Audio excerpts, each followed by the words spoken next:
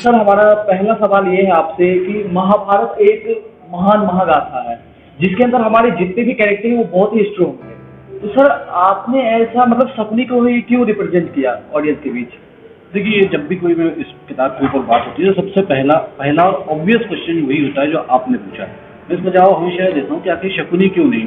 आपने बताया कि इतने सारे कैरेक्टर है और लगभग जो भी स्ट्रॉन्ग कैरेक्टर है उन पे हमारा पौराणिक साहित्य साहित्यकारों के लिए पसंदीदा विषय रहा है महाभारत। तो हर कैरेक्टर जो इम्पोर्टेंट कैरेक्टर है उसको लेके कुछ न कुछ लिखा गया है।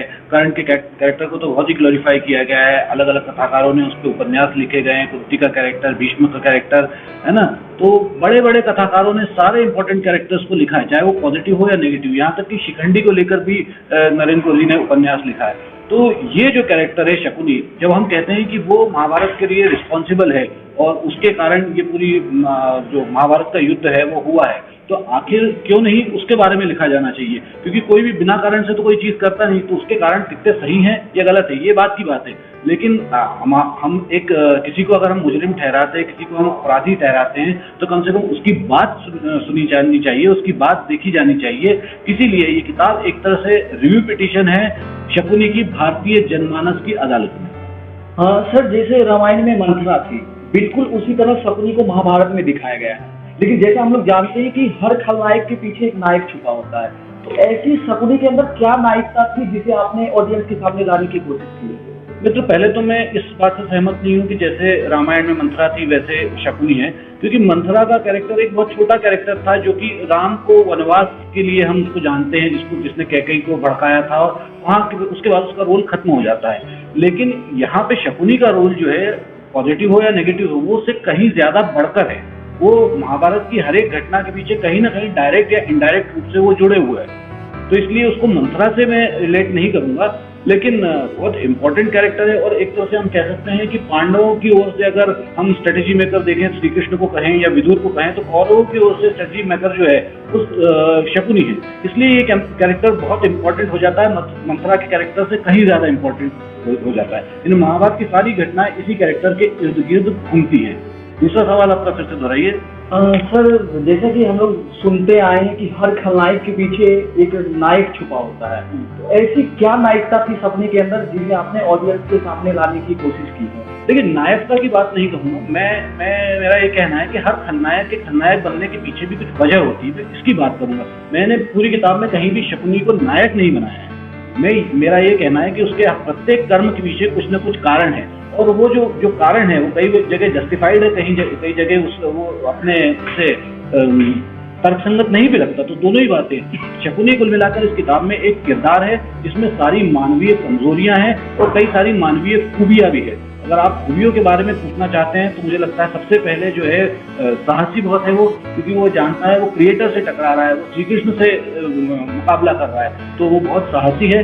फिर हम बात करते हैं वो ऑप्टिमम यूज ऑफ रिसोर्सेज, तो किस तरह से अपने पक्ष में जो सारे पावरफुल लोग हैं इस महागाथा के जितने कैरेक्टर थे, चाहे वो कर्ण हो, चाहे वो भीष्म पितामह हो, चाहे वो द्रोण हो, इन सब का यूज जो है वो अपनी तरह से कर लेता है। तीसरी बात टॉलरेंस और पेशेंस, मतलब उसकी बहन का अपहरण कह लो या जबरदस्ती शादी कह लो, जो भी हो, वो उसका रिवेंज लेने के लिए वो कितने पेशेंटली वेट करता है, वो अपनी स्ट्रेटेजीज बनाता है, अपनी सारी चीजें करता है और उस तरह से वो रिवेंज लेता है। तो पेशेंस एक उससे सीखा जा सकता है।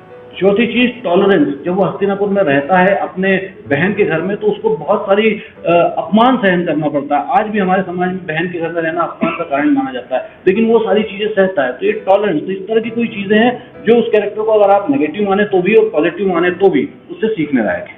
हाँ सर, जैसे शकुनी जब उसकी बहन गंधारी की शादी वो बिल्कुल विरोध में था क्योंकि उसकी शादी एक अंधी से होने वाली थी, लेकिन सर फिर भी ऐसी कौन सी विचार आपके मन में आया कि आपको लगा कि नहीं, शकुनी को हमें ऑडियंस के बीच लाना चाहिए? देखिए, पहली बात जो आपने बोला कि अंधे से होने जा रही थी शादी, केवल विरोध का कारण ये नहीं है। ऐसा नहीं है कि अंधों के या नेत्रहीन जो रहते हैं, शारीरिक विकलांगता जिनमें रहते हैं, उनके विवाह नहीं होते। यहाँ बात है जबरदस्ती की। अगर किसी का विवाह किसी से जबरदस्ती किया जा रहा है तो उसका लेके विरोध था, केवल नेत्रहीनता के कारण विरोध नहीं था। दूसरी चीज है कि ये कैरेक्टर ऐसा है, आप किसी एक छोटे बच्चे को भी अगर कोई बुली करता है, कोई अगर उसके साथ कोई दादागिरी करता है, तो उसके पास जो भी वेपन होता है उससे वो कभी काट लेगा, बच्चा आपको कुछ कर लेगा, अगर आपके उसके पास मसल पावर नहीं है तो। शकुनी के कैरेक्टर भी उसी तरह का कैरेक्टर है जैसा आपका कैरेक्टर है या मेरा कैरेक्टर है। अगर हमारे को किसी चीज के रिक्रिएट करने के लिए हमारे पास मसल पावर नहीं है, तो हमारे पास जो भी पावर होगी उससे हम उस चीज का मुकाबला करेंगे। शकुनी ने यही भी किया, वो भीष्म पितामह से वैसे नहीं टकरा सकता था, वो कोई वॉरियर नहीं था, कोई योद्धा नहीं था, उसके पास वेपन्स नहीं थे, उसके पास बाहुबल नहीं था, लेकिन उसके पास बुद्धि थी, उसके पास षड्यंत्र या योजना जो भी आप कहते हैं वो करने की शक्ति थी। उसने उससे अपना रिवेंज लिया। जैसे सर आपकी बुक में कुछ लाइन्स हैं कि मतलब शकुनी पूछता है ऑडियंस से कि एक अपने नवजात को पानी में बहा देने वाली महिला को जगत जननी, द्रोण एकलव्य का अंगूठा मांग लेने वाले द्रोण के नाम पे द्रोणाचार्य पुरस्कार, युधिष्ठिर जिसने अपनी पत्नी को दांव पे लगा दिया उसे अच्छा बताया गया, तो फिर मुझे खलनायक की। एक्चुअली जो बुक का कॉन्सेप्ट है वही मैंने पहले ही चैप्टर में वो क्लियर करने की कोशिश की। यहाँ पे शकुनी को नायक बनाने की बात नहीं है, वो खुद भी मानता है कि हाँ मैंने बहुत सारे ऐसे काम किए हैं जो नायकता की श्रेणी में नहीं आते, वो कहीं ना कहीं खलनायक को कहा जा सकता है, लेकिन सबसे बड़ा खलनायक मैं क्यों? क्योंकि जो बात आपने ही कही कि द्रोण जो है किसी का अंगूठा काट लेते हैं, कुंती जो है अपने नवजात शिशु को पानी में बहा देती है, तो ये तो इससे जघन्य अपराध क्या हो सकता है? एक नवजात शिशु को पानी में बहा देना, कोई जलीय जंतु उसको खा सकता है, इसके अलावा अपनी पत्नी को दांव पे लगा देना, भरी सभा में किसी स्त्री को वेश्या कहना, जो कि कर्ण ने किया था। लेकिन ये सारे कैरेक्टर, कर्ण को हम महान दानवीर के रूप में जानते हैं, युधिष्ठिर को हम धर्मराज के रूप में जानते हैं, कुंती को हम महान माता के रूप में जानते हैं, भीष्म पितामह को हम प्रतिज्ञा का पालन करने वाले महान व्यक्ति के रूप में जानते हैं, जिन्होंने कन्याओं का उनकी मर्जी के खिलाफ पालन किया।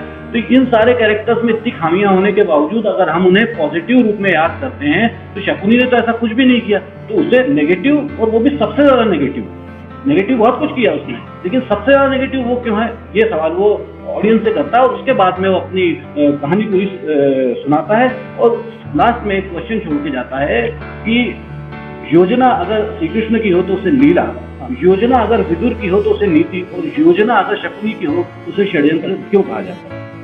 सर जैसे आपकी इस किताब पे बहुत अच्छा रिस्पॉन्स मिल रहा है, शकुनी का किरदार करने वाले एक्टर ने भी बहुत तारीफ की आपने कि आपको आपकी लेखनी के फैन हो गए, तो सर इसके पीछे की आपकी जो मेहनत है, क्योंकि एक किताब लिखने के पीछे जो सबसे बड़ी मेहनत होती है वो एक राइटर की वो अपनी बहुत ही मेहनत होती है, क्योंकि सर वो अपना बहुत 2-3 महीने साल भर भी अपना लगा देता है वो, तो आपकी वो मेहनत जो है वो सर।